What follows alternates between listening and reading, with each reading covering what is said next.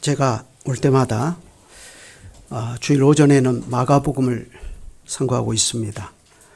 그런데 이 마가복음은 우리가 이미 살펴보았듯이 이렇게 시작합니다. 하나님의 아들 예수 그리스도의 복음의 시작이라. 우리말로는 이렇게 되어 있는데 실제로 헬라어 원문은 훨씬 더 원디한 구조로 되어 있습니다. 헬라어 원문에는 제일 먼저 시작이라는 단어가 나옵니다. 아르케 하고 시작합니다. 시작, 근원, 기초 그런 뜻이죠. 철학을 안 해보신 분들은 이 아르케라는 단어를 잘 안 들어보셨겠지만 철학하는 사람들은 너무나 이 단어가 중요합니다. 만물의 근원이 뭐냐 할 때 이 아르케. 그런데 이 말이 요한복음에도 등장합니다. 태초에 말씀이 계시니라. 이 말씀이 하나님과 함께 계셨으니 이 말씀은 곧 하나님이시니라. 똑같은 아르케라는 단어인데 마가복음에서는 시작이라고 번역했고 요한복음에서는 태초라는 단어로 번역을 했습니다. 그런데 이 단어가 구약 성경에도 나오죠. 태초에 하나님이 천지를 창조하시니라. 구약 성경이니까 히브리어로 되어 있겠죠. 레시트. 그런데 이 단어를 헬라어로 번역하면 아르케입니다. 제가 무슨 말을 하려고 강설 시작부터 이런 얘기를 하느냐면 이 문장을 통해서 사도들이 복음을 어떻게 이해했는가 하는 것입니다. 사도들은 하나님의 아들 그리스도께서 세상에 오시고 그래서 마침내 이 그리스도로부터 세상에 불어닥칠 변화를 하나님의 창조에 비견되는 사건으로 이해한 것입니다.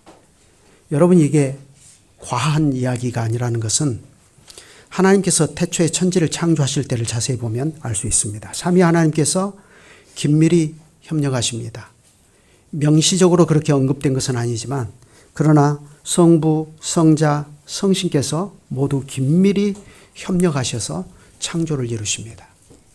그런데 그리스도께서 세상에 오실 때도 마찬가지입니다. 마리아의 태에 그리스도께서 성신으로 잉태되실 때 그 장면을 성신께서 마리아의 태를 덮으심으로 내가 잉태할 것이라고 말씀하십니다. 여기에 성신께서 태를 덮으신다. 이 말이 굉장한 말인데 창세 때 하나님의 신이 수면에 운행하시니라 하는 말과 같은 말입니다. 그것은 예수님께서 요한에게 세례받으시는 장면도 마찬가지입니다. 성부께서 하늘로부터 이는 내 사랑하는 아들이다 하셨습니다. 성신께서 비둘기 형상으로 성자의 머리 위에 임하십니다. 예수 그리스도께서 메시아로 임직하시고 본격적으로 이제 그 사역을 시작하시는 그 시점에 이와 같이 성부, 성자, 성신께서 긴밀히 협력하십니다. 그것은 무엇을 말하는 거죠? 메시아의 임직은 이 세상을 새 하늘과 새 땅으로 변모시키는 변화의 시작, 그 광대한 일의 근원이라는 것입니다. 그러므로 이것은 태초에 하나님이 천지를 창조하신 일입니다. 그래서 새 창조의 일이라 하고 이렇게 말합니다. 그러므로 결국 사도들은 세상에 오신 하나님의 아들 예수 그리스도 안에서 이 세상은 썩어짐의 종로로 닿는 데서부터 건짐을 받고 새로운 피조물로 거듭나게 된다는 사실을 아주 분명하게 합니다. 그래서 사도들은 복음의 시작이신 예수 그리스도 안에서 만물이 새롭게 되는 거대한 분기점에 서게 된다는 사실을 가르칩니다. 그게 바로 하나님의 뜻이지 않습니까? 하나님의 뜻은 온 세상을 이 그리스도 앞에 세우시는 것입니다. 그래서 참된 믿음으로 이 그리스도를 기쁘게 영접해 드리도록 하는 것입니다. 그렇게 해서 결국 이 세상이 그리스도로 말미암아 구원을 받게 하시는 것입니다. 그런데 우리가 이미 마가복음 12장까지 와서 지금 보고 있는데 특별히 이 마가복음 12장에서 우리가 보게 되는 사실은 무엇입니까? 그것은 바로 세상의 무지와 어두움입니다. 어리석기가 이루 말할 수 없습니다. 왜냐하면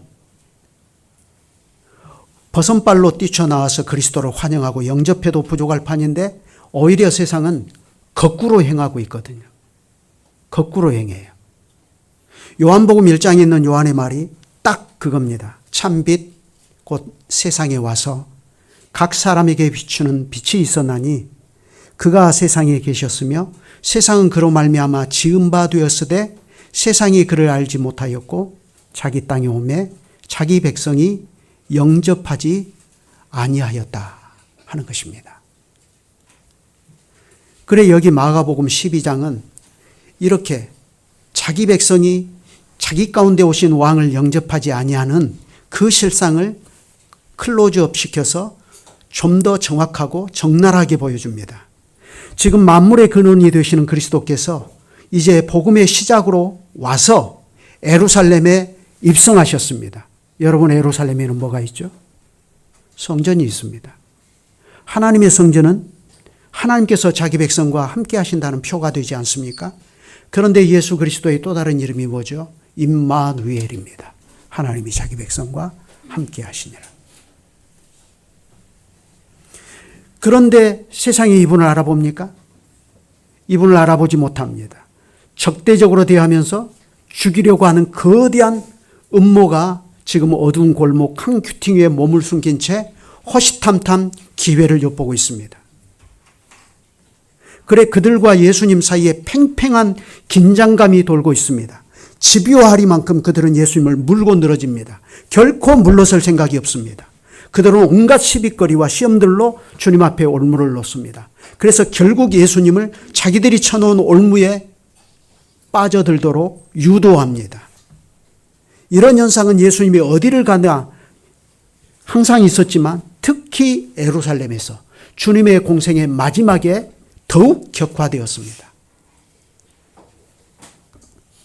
그래서 우리가 본 것처럼 예수님이 예루살렘에 도착하시고 마침내 십자가에 못 박혀 죽으시기까지 그 행간에는 예수님과 주님의 원수들 사이에서 전개된 불꽃 튀는 5번의 논쟁이 있었다 했습니다. 예수님이 예루살렘에 들어가셔서 성전을 정결케 하시니까 주님의 원수들이 와서 네가 무슨 권세로 이런 일을 하느냐 하면서 권세를 가지고 따집니다. 그 다음에 가이사에게 세금 바치는 문제로 주님 앞에 그들은 시험을 하여 죽음의 덫을 놓습니다. 또 그 다음에는 부활 논쟁입니다. 그래서 제가 지난 시간까지 이것이 왜 주님 앞에 쳐놓은 죽음의 덫인지를 우리가 함께 살펴보았습니다. 그런데 오늘은 그 4번째입니다.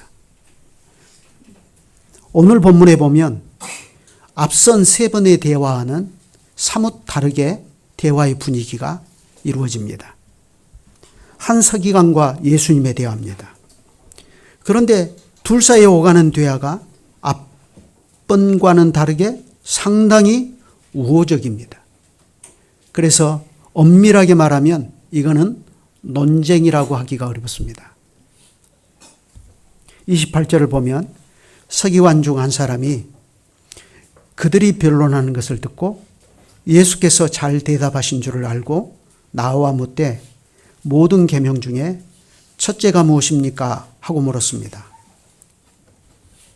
이 사람은 이전에 있었던 시험적인 논쟁에서 예수님이 대답을 아주 지혜롭게 잘 하시는 것을 보고 깊은 감명을 받은 것으로 보입니다. 그래서 그는 번쩍 생각이 들었습니다.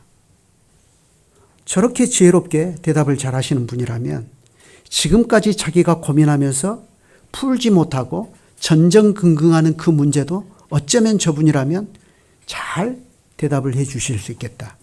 가서 물어봐야 되겠다. 그렇게 생각한 거죠. 그래서 와서 물었습니다. 그래 그 물음의 핵심이 뭐죠? 모든 계명 중에 첫째가 무엇입니까? 하고 물은 거죠. 여기 첫째라는 말은 으뜸이라는 말이에요. 이 말은 모든 법조문을 다 거기에 걸 수 있는 최고의 법이 무엇이냐. 좀 어려운 말로 대강령이라고 그러죠. 강령. 최 목사님을 통해 잘 배우셨죠. 빨랫줄에다가 모든 빨래를 다 걸잖아요. 그런 것처럼 모든 계명을 거기에 다 걸 수 있는 으뜸이 되는 계명이 무엇이냐 하는 거죠. 그런데 여러분, 서기관이 갑자기 이런 질문을 가지고 예수님께 온 데는 배경이 있습니다. 그 당시 서기관들은 유대인 사회에서 율법을 해석하고 가르치는 성경 교사들입니다. 그들은 모세 오경에서 요구하는 계명들을 세밀하게 분석했습니다. 그래서 그들은 이것은 해라 하고 명령하시는 계명을 248개로 분류했습니다. 그리고 이런 것들은 하지 말아라 하고 금지하는 조항은 365개로 정리했습니다. 그래서 도합 613개의 조항으로 모세의 계명을 분류했습니다. 그런데 이 서기관이 예수님께 와서 물은 것은 바로 이 613개의 법 조문 가운데서 으뜸이라 할 만한 것이 무엇이냐 하는 것입니다. 이것은 실제로 그 당시 서기관들 사이에서 토론과 논쟁이 많이 되었던 문제입니다. 당시로서는 이게 요즘 말로 핫 이슈였어요. 당시 이 유대 사회를 양분하는 힐렐 학파와 삼마이 학파 가운데 이 논쟁이 불꽃을 튀었습니다. 그렇지만 이렇다 저렇다 말은 많은데 누구도 이 문제를 속 시원하게 풀어내지를 못했습니다. 그러니 당시 서기관이었던 이 사람이 예수님께서 다른 서기관들과의 지극히 어려운 논쟁들을 대답을 잘 지혜롭게 하시는 걸 보고 그러면 이 문제도 저분에게 한번 물어보자. 그렇게 해서 묻게 된 거죠. 그러자 예수님이 대답하셨습니다. 29절부터 보시죠. 첫째는 이것이니 이스라엘아 들으라. 주 곧 우리 하나님은 유일한 주시라. 내 마음을 다하고 목숨을 다하고 뜻을 다하고 힘을 다하여 주 너의 하나님을 사랑하라 하신 것이요. 둘째는 이것이니 내 이웃을 내 몸과 같이 사랑하라 하신 것이라. 이에서 더 큰 계명이 없느니라. 서기관은 모든 계명 중에서 첫째가 무엇이냐 하고 물었습니다. 하나를 물은 거죠. 그런데 예수님의 답을 보면 두 가지로 대답하십니다. 첫째는 이것이니 이스라엘아 들으라 하셨어요. 여러분 히브리어 모르셔도 쉐마 이스라엘은 아실 겁니다. 쉐마 성경도 있고 그러니까 쉐마가 들으라는 말이거든요. 이스라엘아 들으라. 우리 하나님은 유일한 주시라. 내 마음을 다하고 목숨을 다하고 뜻을 다하고 힘을 다하여 주 너의 하나님을 사랑하라 하신 것이요 하셨습니다. 여러분 이 말씀은 어디에 있는 말씀이죠? 신명기 6장 4절로 5절의 말씀입니다. 그 당시 경건한 유대인들은 이 말씀을 아침과 저녁으로 암송했어요. 하루를 여는 아침에 이 말씀을 암송하면서 시작하고 하루를 닫는 저녁에 또 이 말씀을 암송함으로써 그들은 하루를 닫았습니다. 그러니 이 말씀이 그들에게 얼마나 익숙합니까? 그래 여기서 중요한 것은 우리 하나님은 유일한 주시라 하는 것입니다. 하나님은 한 분이시다 이거예요.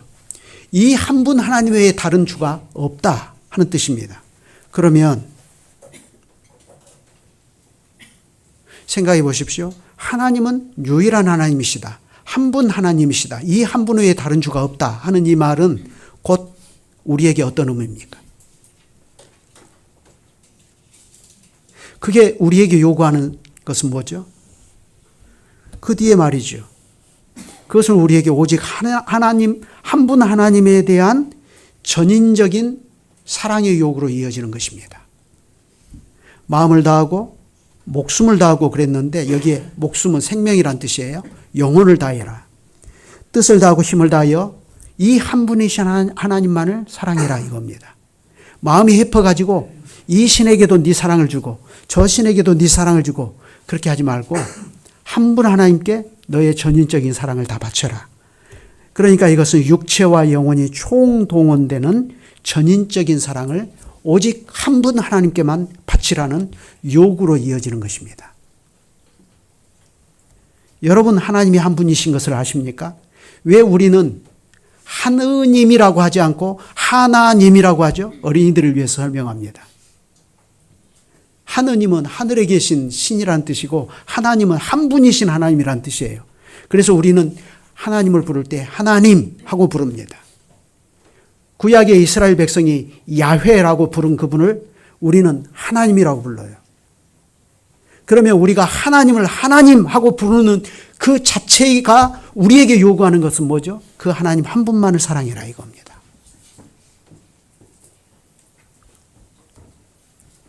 서기관은 본래 모든 계명 중에서 으뜸이 되는 단 하나의 계명이 뭐냐 하고 물었기 때문에 예수님의 답은 이것으로 충분할 것 같아요.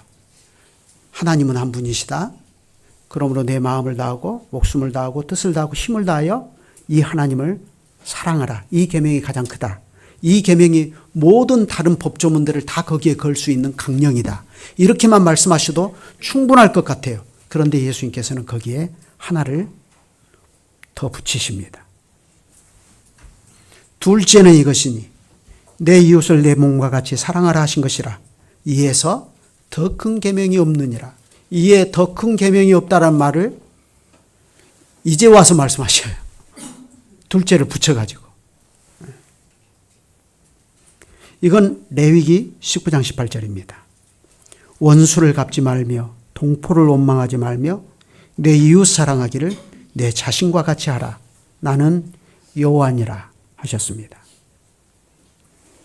그래 예수님께서는 여기 레위기 19장 18절 말씀을 인용해서 하나님 사랑과 이웃 사랑을 하나로 통합하십니다. 이 두 계명을 하나로 결합해 버리시는 거죠. 그래 이 두 계명의 결합이 오늘날 우리에게는 매우 익숙한 일입니다. 신약 시대에 사는 우리에게는 익숙해요. 그러나 당시로서는 파격적인 것입니다. 왜냐하면 예수님 이전에 활동했던 이스라엘 사회의 어떠한 랍비도 하나님 사랑과 이웃 사랑을 율법의 핵심으로 보거나 가르쳤다는 증거가 없는 거예요. 그러면 당시 서기관들은 이 계명을 어떻게 사람들에게 적용했을까요? 하나님은 한 분이시다. 내 마음을 다하고 목숨을 다하고 뜻을 다하고 힘을 다하여 주 너의 하나님을 사랑하라 하는 이 말을, 이 율법의 요구를 당시 서기관들은 어떻게 그러면 사람들에게 적용을 시켰을까요? 여러분이 예상하시는 것처럼 바리새주의로 적용시켰습니다. 그들은 하나님을 사랑하는 것조차도 대단히 의식적이고 대단히 규범적인 것으로 가르쳤어요. 예를 들면 이런 거죠. 그들은 하나님에 대한 전인적인 사랑을 어떻게 실천할 수 있냐 할 때 안식일이나 월삭과 같은 날 하나님께 바치는 의식과 제사 등으로 그것이 충족된다고 가르쳤습니다. 그리고 또 안식일에는 철저히 일손을 놓는 것이죠. 우리식으로 말하면 주일 성수를 잘하십시오. 그것이 최고로 하나님을 사랑하는 것입니다. 하고 그렇게 가르친 거죠. 그래서 심지어 그들은 안식일에는 아무리 안타까운 환자가 발생해도 그거 치료하면 안 됐습니다. 아무리 배가 고파도 이삭을 손으로 비벼서 먹으면 안 됩니다. 그런 행위들은 안식일에 해서는 안 되는 의료 행위이고 안식일에 해서는 안 되는 추수에 해당한다고 보았기 때문이죠. 그러니 그들은 이런 것들을 철저히 잘 준수하면 그게 바로 하나님을 사랑하되 전인적으로 사랑하는 것이다. 그렇게 가르친 겁니다. 그러니까 서기관들과 바리새인들이 당시 유대 사회가 하나님을 사랑하지 않은 게 아닙니다. 철저한 율법주의로 바리새주의로 하나님을 사랑하고 나간 거죠. 그런데 예수님께서는 어떻게 한 거죠? 파격적인 답을 주셨습니다. 예수님께서는 오직 한 분이신 하나님께 대한 전인적인 사랑을 그러한 의식이나 제사나 혹은 규범적인 것으로 충족할 수 있냐? 그럴 수 없다 라고 말씀하셨습니다. 오히려 예수님께서는 하나님께 대한 전인적인 사랑을 이웃사랑과 연결시키셨습니다. 그러니까 예수님의 말씀에 따르면 하나님에 대한 전인적인 사랑은 내가 내 이웃에 대한 태도로 그 진실성이 증명된다는 것입니다. 안식일을 지키고 주일 성수를 잘하고 율법의 조문들을 철저하게 지키고 나가는 것으로 하나님께 대한 전인적인 사랑이 증명되는 게 아니라 내가 내 이웃을 어떠한 태도로 대하느냐, 그걸로 하나님에 대한 사랑이 증명된다는 거예요. 100번 내가 하나님을 믿고 하나님을 사랑한다 하지만 정작 나와 함께 하나님의 백성인 내 이웃, 그를 내가 사랑하지 않는다면 하나님에 대한 그 사랑은 뭐냐? 그렇게 되면 그 진실성은 의심받을 수밖에 없다 하는 것이죠. 그래서 실제로 예수님으로부터 이러한 하나님 나라의 정신을 잘 배운 요한 사도가 나중에 가르쳤습니다. 사랑하는 자들아, 하나님이 이같이 우리를 사랑하셨은즉 우리도 서로 사랑하는 것이 마땅하도다. 우리가 사랑하면 그가 먼저 우리를 사랑하셨습니다. 누구든지 하나님을 사랑하노라 하고 그 형제를 미워하면 이는 거짓말하는 자다 했습니다. 요한일서 4장 1절 11절 19절 20절입니다. 물론 하나님에 대한 사랑이 이웃사랑에 앞서는 것이 중요합니다. 이 순서가 뒤집히면 안 돼요. 하나님에 대한 전인적인 사랑만이 진정한 의미에서 이웃사랑을 실현 가능하도록 만들기 때문에 그렇죠. 그럴지라도 하나님에 대한 사랑이 결코 고인물이 되어서도 안 되는 것은 사실입니다. 하나님에 대한 사랑 그 자체로만 머물러 버려도 안 된다는 거죠.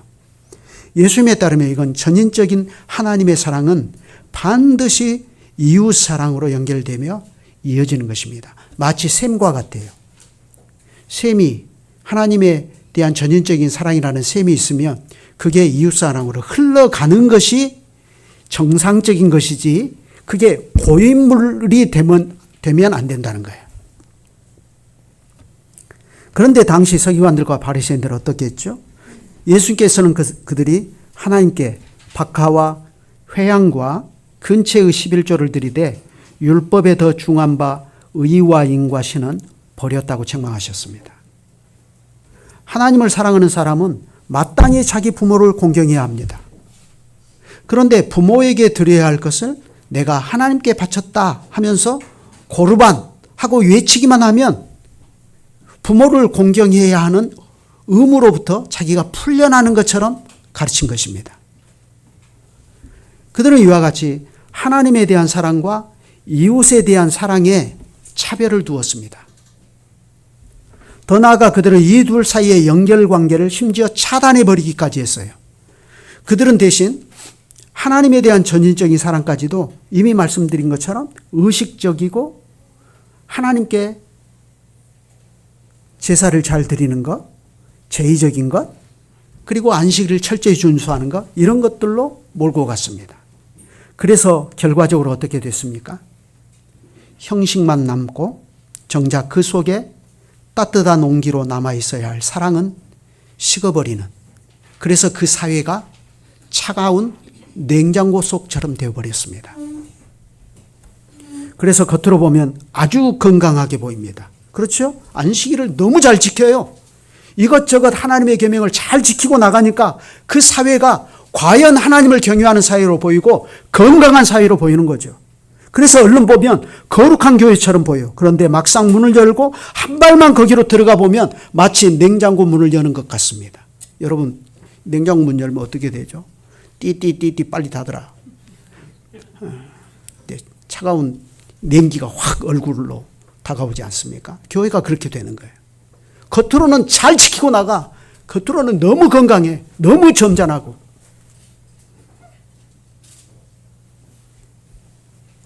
그렇지만 찬바람이 쌩입니다. 그래서 결국 그들은 예수님께 회칠한 무덤이라는 책망을 받았습니다. 그런데 당시에는 이런 것이 유대 사회를 지배하고 있었어요. 그런데 거기에 예수님께서는 하나님과 하나님 사랑과 이웃 사랑을 하나로 말씀하시니까 이게 당시로서 얼마나 파격적인 말씀이냐 하는 거죠. 그래 예수님께서 이렇게 대답하니까 서기관의 반응이 의외입니다. 서기관이 이렇게 대답하는 거예요. 서기관이 이르되 선생님 옳습니다. 하나님은 한 분이시오 그 외에 다른 이가 없다 하신 말씀이 참입니다. 또 마음을 다하고 지혜를 다하고 힘을 다하여 하나님을 사랑하는 것과 또 내 이웃을 제 몸과 같이 사랑하는 하는 것이 전체로 드리는 모든 번제물과 기타 제물보다 나으니이다. 이 사람은 예수님의 말씀에 기쁘게 동조를 했습니다. 그런데 자세히 보니까 두 가지를 동조해요. 첫째가 뭐죠? 하나님은 한 분이시다. 유일한 한 분이시다. 이걸 동조합니다. 그리고 둘째는 이 한 분이신 하나님에 대한 전인적인 사랑이 마치 고인물처럼 되어서 이것이 하나님께 전체를 드리는 번제물과 기타 제물의 문제로 의식화되어서는 안 된다. 오히려 그것보다는 이게 이웃사랑의 문제로 연결되어서 결국 하나님에 대한 사랑과 이웃에 대한 사랑이 둘이 아니요 하나라고 하는 점, 이 점을 서기관이 동의한 것입니다. 이 사람이 어떻게 이것을 그 당시에 깨닫고 있었을지 참으로 놀라울 정도예요. 이 사람은 당시 바리새주의가 성경 해석을 지배하고 있던 그 시대에 그 관행에 대해서 스스로 문제의식을 많이 느끼고 있었던 것으로 보입니다. 하나님을 사랑하라는 것이 과연 이렇게 의식적인 문제이고 규범적인 문제이고 율법주의적인 문제인가? 꼭 그래야만 하는가? 적어도 종교와 의식과 규범의 면에서는 매우 철저하고 잘해 나가고 있는 것 같은데, 그러나 이 사람이 생각할 때 그 사회에 뭔가 부족한 것이 보인다는 거죠. 자기가 종교적인 규범을 잘 지키고 나가는 것이 계급장이 되어가지고 그것으로 다른 사람을 매우 눈으로 관찰하면서 판단합니다. 그러는 사이 정작 거기에 있어야 할 진짜 중요한 것, 하나님을 사랑하고 형제를 사랑하는 것은 어디로 가버리고 없어요.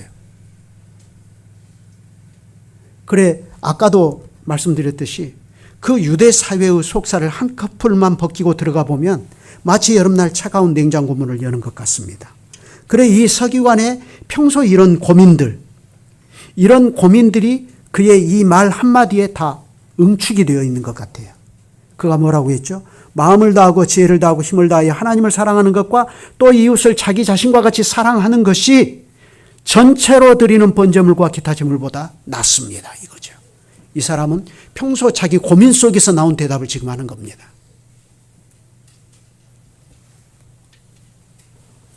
그래 예수님께서 그 지혜 있게 대답함을 보시고 말씀하셨습니다.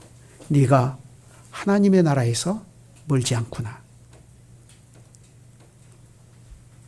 예수님의 평가가, 이 사람에 대해서 예수님의 평가가 정말로 우호적이죠. 그 밑에 말씀 보세요. 예수님께서 그 밑에서 서기관들을 어떻게 평가하시는가 봐요. 38절부터 봅시다. 예수께서 가르치실 때 긴 옷을 입고 다니는 것과 시장에서 문화받는 것과 회당의 높은 자리와 잔치와 윗자리를 원하는 서기관들을 삼가라. 그들은 과부의 가산을 삼키며 외식으로 길게 기도하는 자니 그 받는 판결이 더욱 중하리라. 서기관들에 대한 예수님의 생각이 대단히 부정적이죠.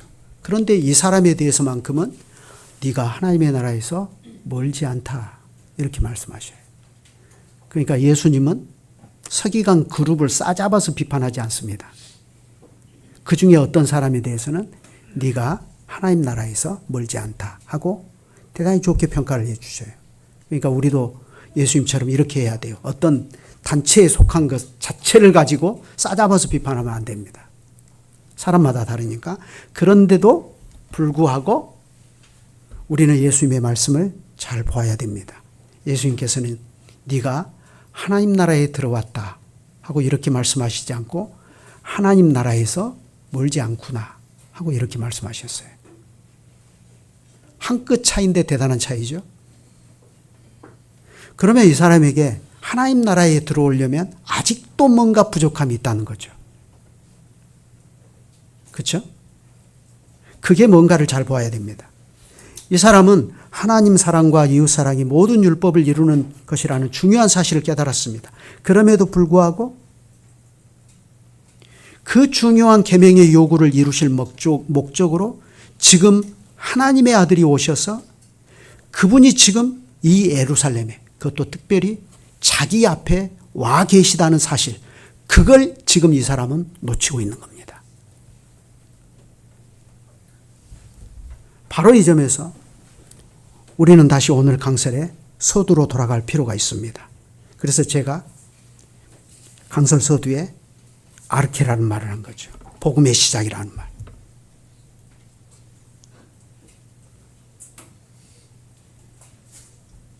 하나님의 아들 예수 그리스도 복음의 시작이라. 그렇다면 하나님의 아들이신 예수 그리스도는 어떻게 복음의 시작이 되는 거죠? 어떻게 이것이 예수님을 통해서 가능하냐 이거죠. 왜냐하면 그분이 하나님 사랑과 이웃 사랑을 유일하게 이루신 단 한 분이시기 때문입니다. 실제로 예수 그리스도의 십자가가 그렇지 않습니까? 그리스도를 세상에 보내신 하나님의 뜻은 아버지가 아들에게 주신 모든 사람을 하나도 잃어버리지 않고 다 구원하시는 것이고 마지막 날에 그들을 다 살리는 것입니다. 결국 성자 그리스도를 향한 성부의 뜻은 아들에게 이웃 사랑의 계명을 이루도록 하신 것이죠. 그런데 그 방식이 성부께서 성자께 자기 백성을 위한 대속의 십자가를 지우시는 것입니다. 그런데 생각해 보세요. 이게 보통으로 있을 수 있는 일입니까? 왜냐하면 이를 위하여 예수님께서는 정작 자기가 그토록 위하시는 이웃에게 버림을 받으셨거든요. 제자들에게도 버림받으셨습니다. 그렇지만 그것도 예수님이 자기 성부께 버림받으신 것에 비하면 아무것도 아닙니다. 예수께서 성부에게 버림받으신 그 장면을 성경은 아주 인상적으로 묘사하죠. 제6시로부터 온 땅에 어둠이 임하여 제9시까지 계속하더니 그랬습니다. 예수님께서 아버지께서 요구하신 계명을 따라서 죽기까지 복종하신 그 자리에는 정작 깊은 어둠만 존재했습니다. 세상에 오신 참 빛이신 그분이 하나님을 사랑하고 내 이웃을 내 몸과 같이 사랑하라는 그 계명을 이루시기 위해서 정작 그 자신은 깊은 어둠 속으로 내던져지신 것입니다. 왜 그렇죠? 지금 여기 앉아있는 우리가 어둠에 있지 않고 빛 가운데서 아버지와 함께 있게 하시려고 그렇게 하신 것입니다. 그런데 정작 이 서기관은 그걸 깨닫습니까? 깨닫지 못합니까? 아직 깨닫지 못합니다. 그가 평소 고민하던 문제를 예수님께 와서 묻고 답을 얻었습니다. 자기 주변의 동료 서기관들이 하나님을 전인적으로 사랑하는 문제를 대단히 바리새주의로 변질시킬 때 정작 그 사회가 어떻게 형제 사랑이 식어서 차가운 괴물처럼 변질되어 가고 있는지를 두고 이 사람은 깊은 고민에 빠졌습니다. 사랑이 전체로 드리는 모든 번제와 또 기타 제물보다 더 낫지 않는가 고민한 거죠.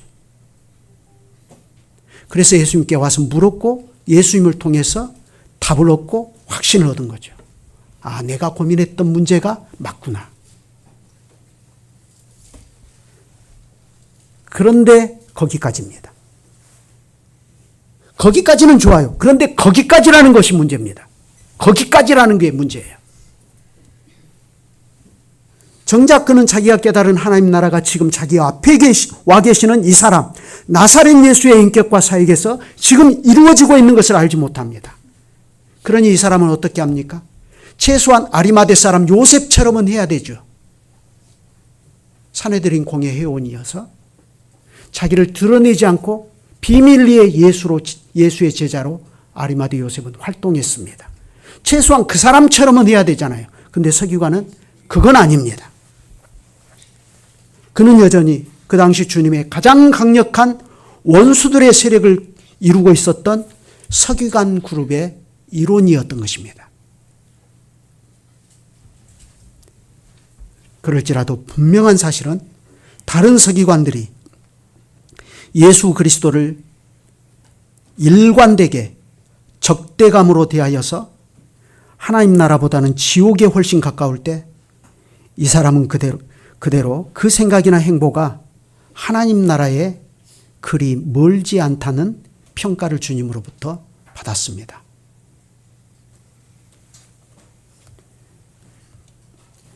여러분, 그것은 우리도 마찬가지입니다. 우리도 얼마든지 성경에서 내가 고민하는 문제의 답을 얻을 수 있습니다. 내가 풀지 못해서 전전긍긍하는 어떤 문제들 말이죠. 어떤 사람은 교회가 왜 이러냐? 오늘날 교회가 왜 이렇게 타락했나? 그 고민으로 시작해서 성경적인 바른 교회는 뭐지? 그러다가 개혁교회는 좀 다르다 해가지고 개혁교회를 출석하고 개혁교회를 이루고 살아갑니다. 그렇지만 오늘날 개혁교회를 이루고 있는 우리가 범할 수 있는 최악의 실수가 있습니다. 그건 뭐냐? 개혁교회로서 우리가 개혁교회의 폼을 갖추는 것이 매우 필요한데 문제는 그걸 지나치게 강조하고 집착하다 보니까 정작 교회가 형제사랑을 잃어버리기 쉽다는 겁니다. 물론 우리가 개혁교회로서 갖춰야 할 기본적인 폼이 매우 중요합니다. 왜 그렇죠? 폼은 내용을 담을 수 있는 그릇이니까요.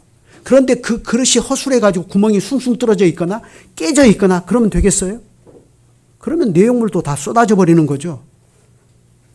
그래서 우리가 이 폼의 문제를 중요하게 생각하는 것이고 그토록 거기에 집착하는 것인데 그것이 독립개신교의 헌장이 되든지 아니면 김홍전주의가 되든지 아니면 칼빈주의가 되든지 그 다툼에 휘말려서 정작 교회는 차가운 냉장고를 여는 것처럼 되어버린 것이 부끄럽지만 우리들의 과거입니다. 얼마 전 과거.